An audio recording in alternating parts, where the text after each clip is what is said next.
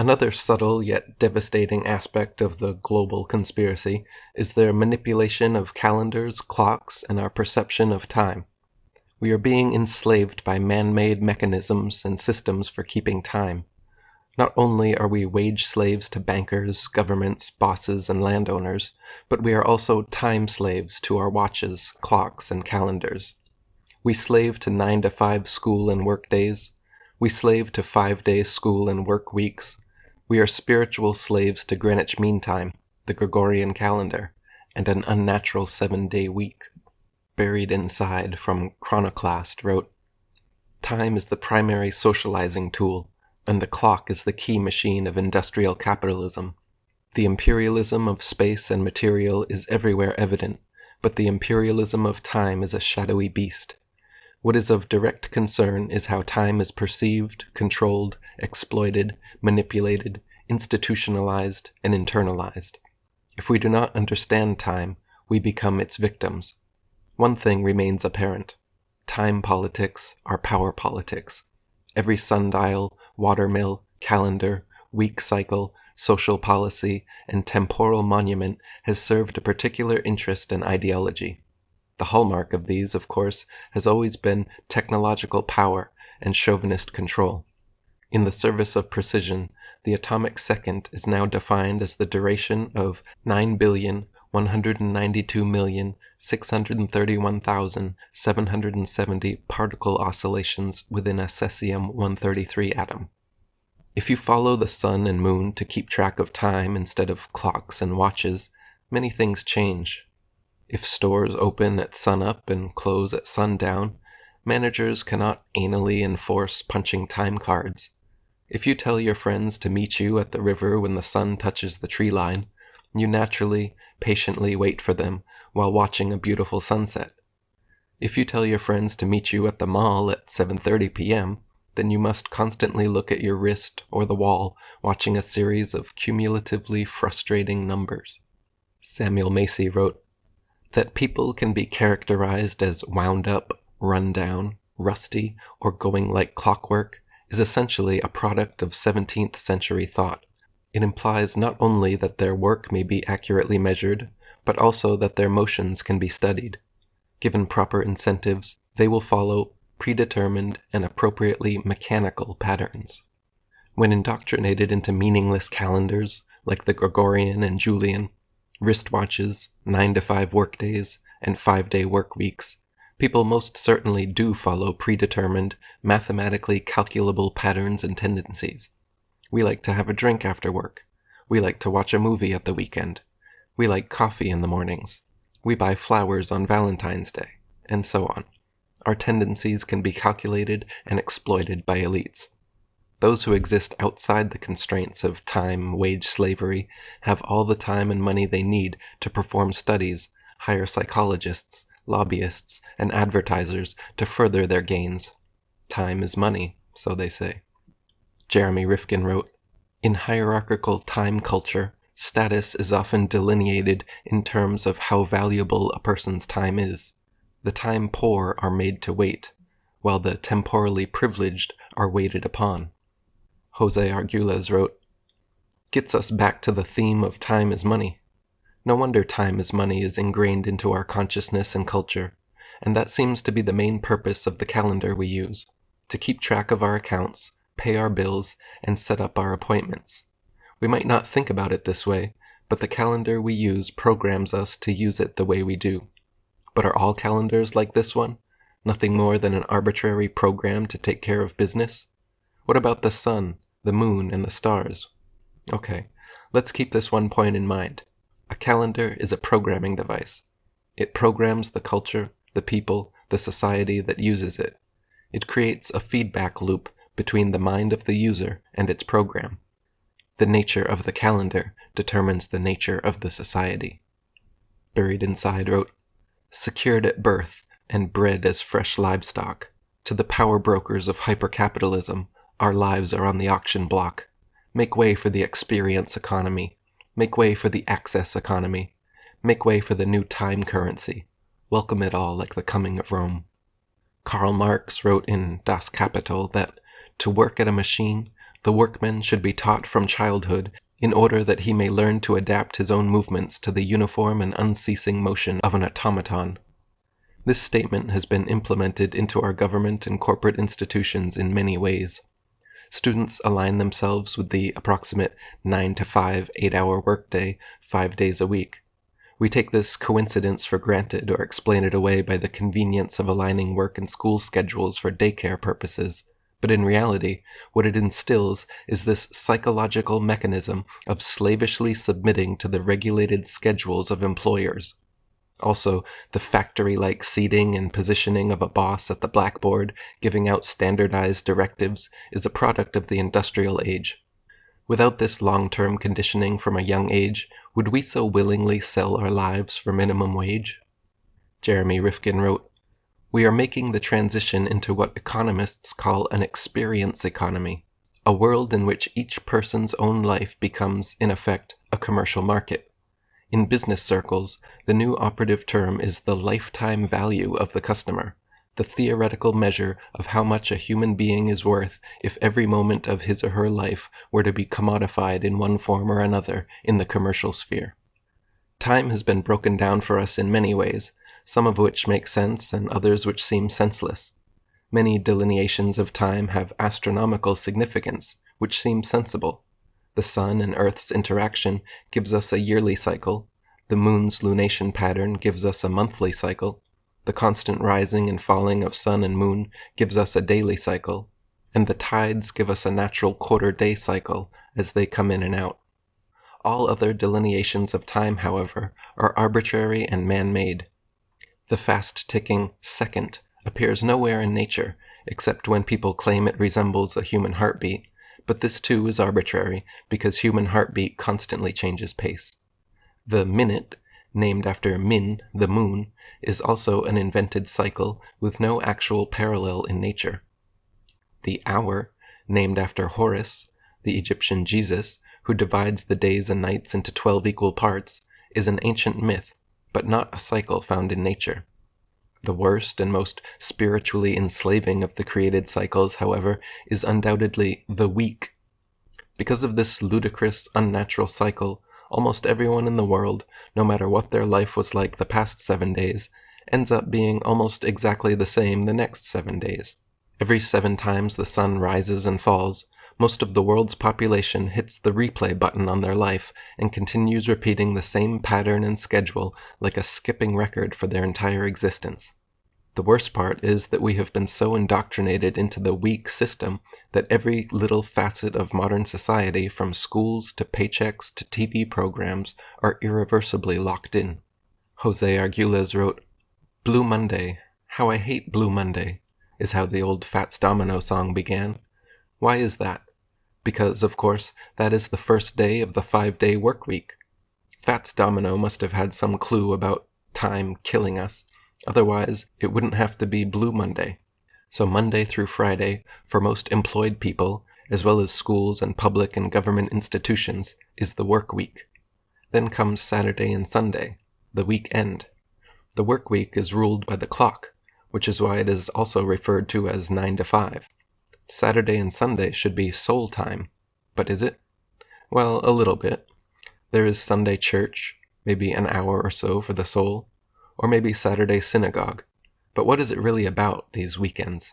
It's about killing more time. It's sports and entertainment. It's football and basketball and baseball, big time. If you are in the rest of the world, it's soccer, very big time. If it weren't for television, this stuff wouldn't be so big, but it all goes hand in hand. Television, the weekend, and big-time sports. It is all a part of the same thing. I know, maybe you don't do that. Maybe you do something else. You go skiing or windsurfing. Maybe you go to the movies, or you go dancing, or maybe gambling down at the casino. Or you watch the Discovery Channel, or you take a self-help workshop. It doesn't matter, because then it is going to be Monday again, and the whole sequence repeats. The point is, your whole show, the time of your life, does reduce down to this weekly pattern, and it is killing you. You are putting your soul in a 7-day straitjacket. When the soul suffocates, you only get more bored and need more distractions. Do you see what's going on? You are hardly even alive. because it's your soul that really lives, and if you are not giving your soul the time it needs, then time is killing you. That means the time of the calendar and the clock that is embedded in your mind. But you are now becoming aware of it. This is a great first step. You can now say, I admit that I was powerless over the time I have blindly accepted all my life. One ancient secret society symbol often found on clocks and watches is the anchor. This shape of a typical ship's anchor is actually two Egyptian hieroglyphs put together. The top part of the anchor, shaped like a cross with a circle at the top, is the Egyptian ankh, hence the name Anchor. The bottom is shaped like the Egyptian boats of the dead, which carried souls during the afterlife. Two words which are often under the anchor symbol on clocks as well, king time, likely signifying the royal brotherhood manipulation of time. Buried inside wrote, the calendar year is an imperial narrative. The 7-day week is an imperial infliction. Circannual holidays are imperial flagposts. Mechanical time is an imperial installation. The merchant workday is an imperial offering. Greenwich Mean Time is an imperial sanction. The word calendar comes from the Roman Latin calens, which was the name of the account book, the book recording monthly debts and bills to be paid. The first day of each month in the early Christian Julian calendar was called calends, and that was when you had to pay your bills and debts. A quick look at the calendar will present some oddities even to the casual observer. September means 7, but is the 9th month. October means 8, but is the 10th month, and so on. March is named for Mars, the Roman god of war, and July and August are named after Roman emperors Julius and Augustus Caesar. The calendar we use is called the Gregorian, after Pope Gregory XIII. Jose Arguelles wrote, yes, before it was known as the Gregorian calendar, it was called the Julian, after Julius himself. Turns out the Romans had a very faulty calendar of only 10 months, and Julius, wanting a way to make a permanent change from republic to empire, with himself as the first emperor, decided to change the calendar. So to make the change, during the year 46 to 45 BC, Julius had to have a year 445 days long. Understandably, that was known as the Year of Confusion. Julius didn't live beyond the Ides of March of the year 45 BC, when he was assassinated for what he had done. But the empire prevailed. Julius was followed by Augustus Caesar, who made a further change in the calendar. He saw that Julius had changed the name of the month Quintilius to Julius, July. So Augustus changed the next month, Sextilius, to Augustus, August. Not only that, Sextilius only had 30 days, while Julius had 31 days. Augustus wanted to make his renamed month, August, as long as Julius's month. So what did he do? He took the 29th day off February, already the shortest month, and added it to his month. That is why August, like July, has 31 days, and February only 28. So that is how the calendar began. Despotic motives, imperial pretensions, and confusion. The Christians began using the Julian calendar around 321 AD, when they added the 7-day week to it. The 7-day week was borrowed from the Hebrew lunar calendar. The Jews borrowed the 7-day week from the Babylonians.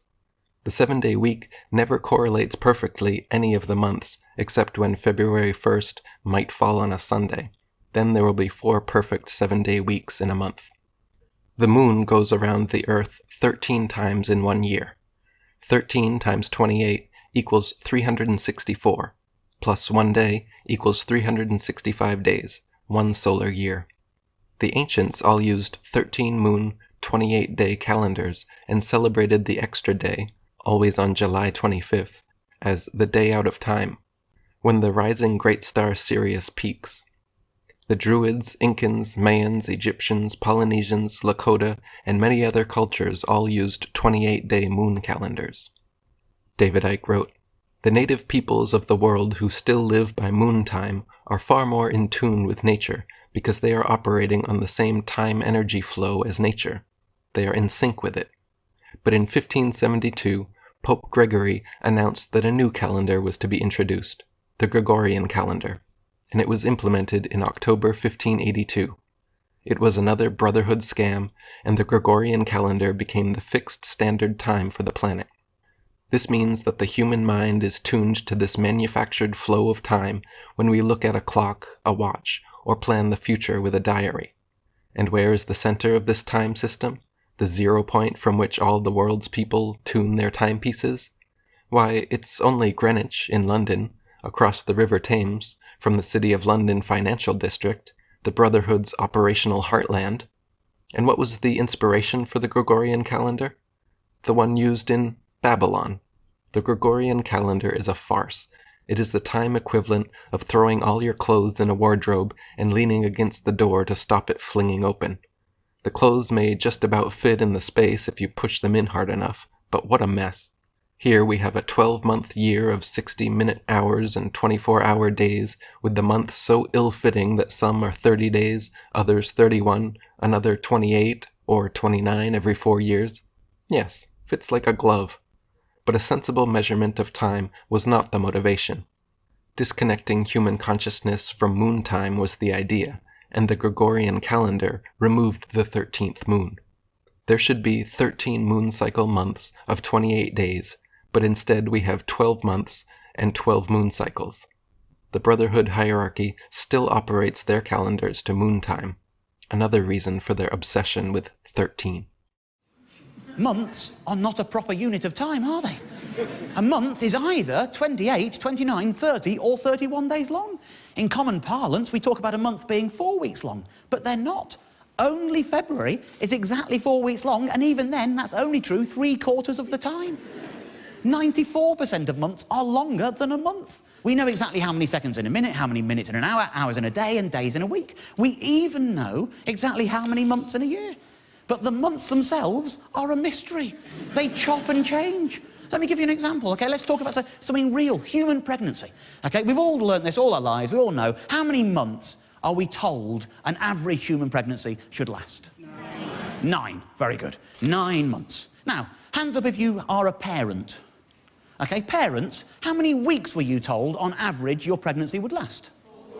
40.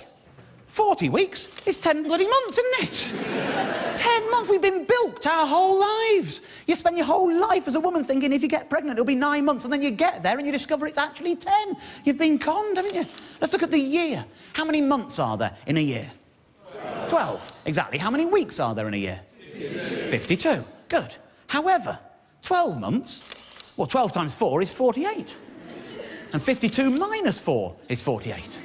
Doesn't take a genius to work out we've got 4 extra weeks. And what do 4 weeks make? A month. There are actually 13 months in a year. We are being paid for 12 months' work, and we are doing 13 months' work a year. This is outrageous. This is absolutely outrageous, and I have a solution. I have reformed the calendar. Let me be clear, it is not just the lack of rigour that I have issue with. I have another issue with months, a linguistic one. These are the months as we know them today. Take a look at the word October. Oct. Think of all the other words you know beginning with oct. Octopus, octagon, octogenarian. Think of all the words you know beginning with dec. Decade, decimal, decathlon. You don't have to be the sharpest linguist out there to realise that sept, oct, nov, dec represents 7, 8, 9, 10.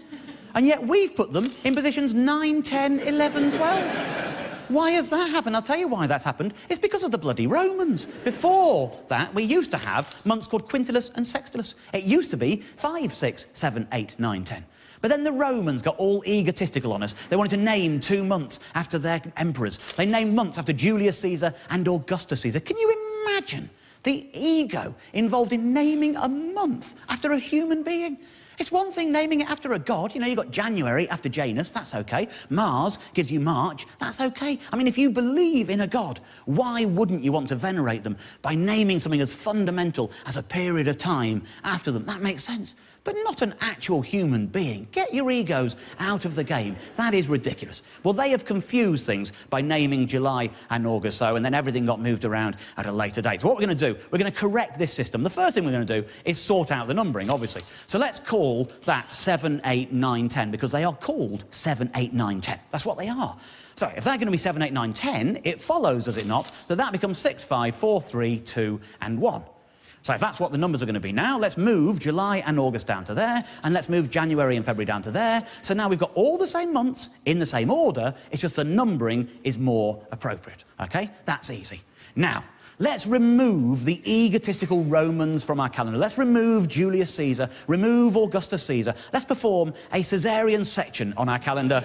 Let's remove them completely and replace them with the months they replaced, Quintillus and Sextillus, which are now in the right place, 5 and 6. That is the numbering sorted out. We've got 5, 6, 7, 8, 9, 10, exactly where they should be. Now, obviously, is the time we introduce the 13th month, which, of course, will be Gormanuary. Now, what we've got there is 13 months of exactly 28 days long. Everything ticks over perfectly. March the 1st, New Year's Day, will always be a Sunday because nobody wants to go straight back to work on New Year's Day, do they? And it will always be a Sunday because of the order in the calendar. The 1st of every month will always be a Sunday. The 2nd of every month will always be a Monday. And that means that New Year's Eve, the 28th of Gormanuary, will always be a Saturday. Now, it might have occurred to some of you, that 13 times 28 is 364. And that means we've got a day spare. We can't force the year to only be 364 days long. The year is to do with the stars and the planets. So what we're going to do is, after Gormanuary, we're going to have an intermission. It's 1 day long, and it's not called Sunday, it's not called Monday, it's not called anything. It isn't a day of the week, it is just intermission. It is basically an extended New Year's piss-up. You can go out on New Year's Eve, you don't have to go back until the 1st of March, everything is fine. What happens in intermission stays in intermission. And every 4th year, we have a 2-day intermission, and we call both of those days intermission. That's all it is. That regulates everything. Everything flows in a very orderly fashion from that point on. We have talked previously on this show about the old 30 days hath September rhyme. I think we can all agree that this system improves upon that rhyme. The rhyme now goes 28 days hath March, April, May and June. All the rest have 28 too, because that's how long a month is. There you go. It's much easier. Much easier. I'm confident in this. I'll tell you what I'm going to do. I'm going to put the PowerPoint down for a moment. I'm just going to say, any questions? Any questions about the system? Yes, sir. When are the bank holidays? The bank holidays, we have the same number of bank holidays as we do now. We spread them evenly throughout the year, very easy. The only difference will be the people we won't let have a holiday are the ones who work in banks. It's an improvement on bank holidays right there. Right there. Your lady in the T-shirt. What if you're born on the 30th or the 31st of the month? Do you just move it along to the next month? You're asking about birthdays? Yeah, birthdays. Yeah, OK, I'm glad you asked. Birthdays. Well, let's use my birthday as an example, because everyone's birthday is going to change in this new system, right? I was born on March the 2nd, 1971. So the first thing you have to do is work out how many days into the year that was. So, for example, in me, it's quite easy. You know, there's 31 days in January in the old system, 28 days in February in both systems, and it wasn't a leap year, so there were just 28 days. 31 plus 28 plus the 2 days take you to the 2nd of March, makes it the 61st day of the year. Then you map that onto the new calendar, OK? Very easily done for this. 28 for March, 28 for April, that's 56. Leaves 5 spare. So my new birthday becomes May the 5th. March the 2nd, 61st day of the year, is May the 5th. And you do that with every day. It's very simple. I've actually got a little guide to help you. This is an old calendar, you know, using the current system, and I've mapped every day onto it, and lots of things are improved by doing this. For example, you know, you want to keep all the nice holidays and festivals and little sort of celebrations we have in life, like April Fool's Day. We're not getting rid of April Fool's Day, but April the 1st is the 91st day of the year, and so in the new calendar, it becomes Saturday the 7th of June. And I think we can all agree it's going to be much easier to catch people out knowing that. That's better. November the 5th. Again, you don't want to move it to the new November the 5th because it wouldn't be getting dark early enough for November the 5th to make sense. So you keep it where it is, you just map it onto the new date. So, for example, if you just find November in the old calendar, November the 5th would be the 309th day of the year, and so it now becomes Sunday the 1st of February every time. And again, that's very easy to remember. You just use the rhyme, remember the 1st of February. So it's just a simple process of mapping things on. That is true for every holiday, every festival going. Very easy. We got one towards the back there, yeah? Have you changed the star signs, and if so, what's the new 13th one? My advice to astrologers would be to just keep making it up as they always did. There's no... Doesn't matter for them. Yes, a blonde lady down here? You do know that means there's going to be 13 Friday the 13th in the year. I do, yes. Every month has Friday the 13th now. Yeah, absolutely right. But the thing is, if you have to go through 13 Friday the 13th every year from the day you're born until the day you die, you're going to get over it. It's called exposure therapy. Yes, there's a man down here. What about things that don't happen on a fixed day, like Easter or Chinese New Year? Easter, it isn't. You know, that's the thing. It moves around. It's a movable feast at this moment in time. In the new system, we will nail Easter down.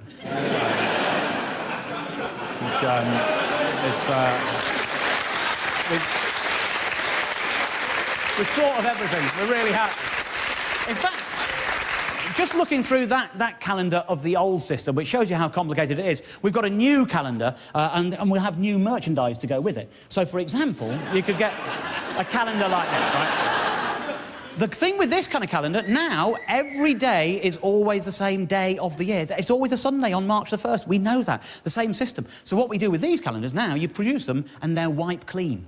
And then you've got one calendar for the rest of your life. That's less printing, less trees being killed. You can go anywhere. It doesn't have to be a sexy calendar like this. It doesn't have to be, but if it is, that doesn't matter because, like I say, it is wipe clean. So, that's an improvement all round as well, isn't it, really? Jose Arguelles wrote, "On the Gregorian phonograph record, January 1st is part of the program. What plays on January 1st? Well, in this country, a lot of football bowl games. Then at the end of January sometime, you never know exactly when, it is the Super Bowl. February programs you for Valentine's Day and President's Day, July for July 4th, October for Halloween, December for Christmas and New Year's Eve, and so on. Now, September 11th, 9/11, is part of the program too. These are just some of the more obvious examples of how that phonograph record plays during one spin, a year.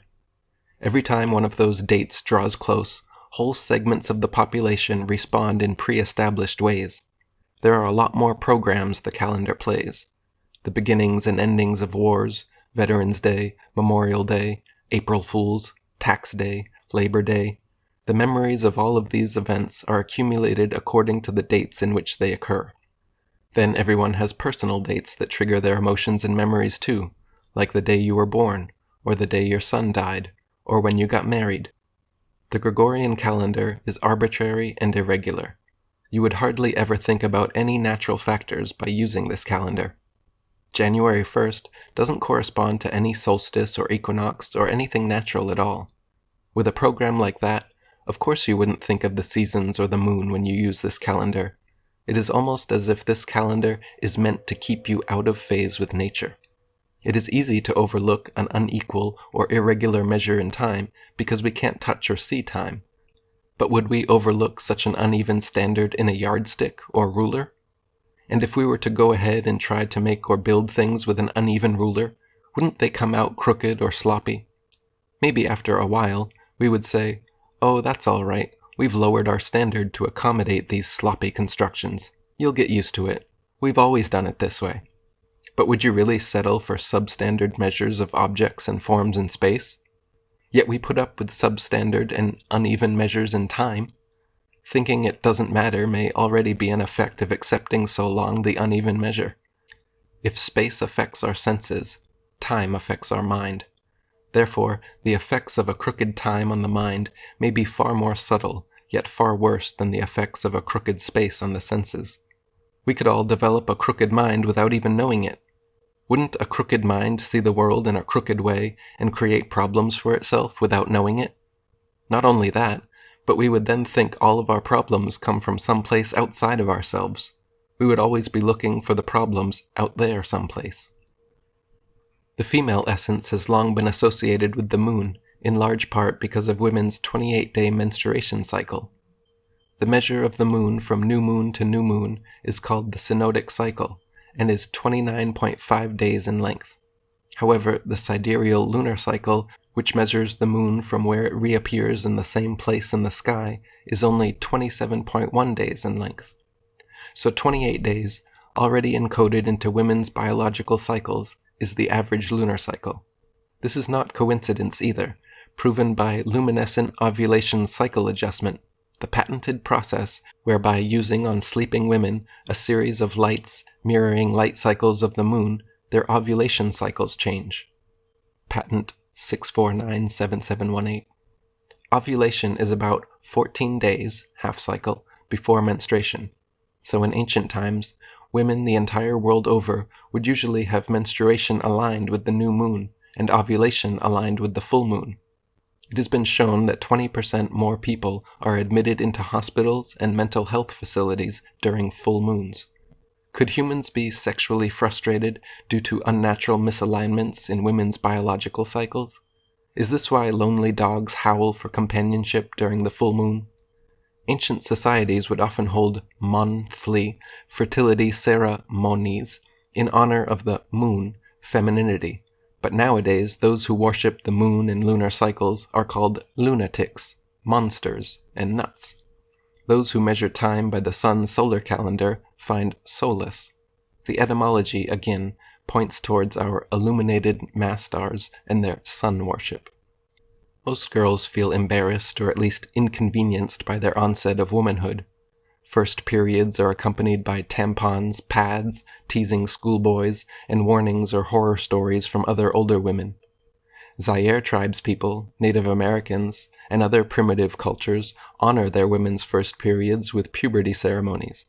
They believe each woman has incredible powers as a spiritual being, and the gift of life is an important event. During her first period, each girl is isolated from the tribe and taken by female relatives and friends to a special moon hut to be taught about sexuality and childbearing. She is taught arts and crafts, stories are shared, and wisdom is passed down. After her period of isolation, she is welcomed back with a big feast in her honor. In the ancient world, it was believed that women had amazing powers of healing and creativity during menstruation, so they should not be wasted on everyday tasks. Menstruation was a time women spent meditating and spiritual searching. The ancient Mayan calendar is slightly even more accurate than the Gregorian calendar we use today. They calculated the moon's orbit of the Earth incredibly precisely, 29.528395 days to our current 29.530588 day measurement. They could accurately predict solar and lunar eclipses and had amazing knowledge of astrology and the stars. Archaeologist Eric Thompson asks, what mental quirks led the Maya intelligentsia to chart the heavens, yet fail to grasp the principle of the wheel? To visualize eternity as no other semi-civilized people has ever done, yet ignore the short step from corbelled to true arch. To count in millions, yet never learn to weigh a sack of corn. The Mayan calendar measures cycles of expanding consciousness and completing one's purposes in life. Gauging the passing days like this changes the way one thinks of life. Modern societies tend to see time as a ticking time bomb till they die, a clockwork of standardized gears cranking until they get older, rusty, useless, and stop turning.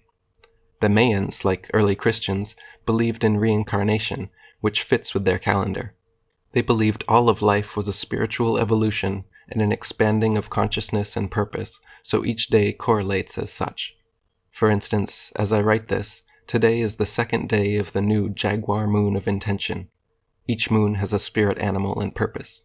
Today's Solkine is Skywalker the 13th, which means explore, space, wakefulness, the aspiration to unite heaven and earth. Today's power is activation. Today's action is bonding. And today's essence is service. Each day also has a color, a chakra, and a symbol as well. Now this may sound odd or appear as some New Age foolishness, but this is a method of timekeeping used all over the ancient world. To associate the nature of time with the evolution of consciousness seems to me a much evolved outlook. The Maya knew about the 25,920-year precession of the equinoxes, in which the position of the rising sun against the stars changed slightly for 2,160 years past each constellation of the zodiac. They even perfectly calculated the end date of this precession as December 21st, 2012. Jose Arguelles wrote, "The Christians set sail westward and discovered the New World. In a place called Yucatan, they discovered another people, the Maya. These Mayans also had a calendar, a heathen device that was more accurate than the Julian calendar. The Christians learned from the Mayan calendar that their calendar was 10 days off. What to do? The Christians burned all of the Mayan books in 1562. Interestingly enough, 10 years later, in 1572, there was a new pope. He named himself Gregory XIII and declared that his first act as pope would be to correct the Julian calendar. 10 years later, 1582, Pope Gregory XIII had achieved his aim. If you went to bed on the evening of October 5th, 1582, when you woke up, it was October 16th, and not October 6th. Pope Gregory XIII had made up for this 10 days, and the Julian calendar was now known as the Gregorian."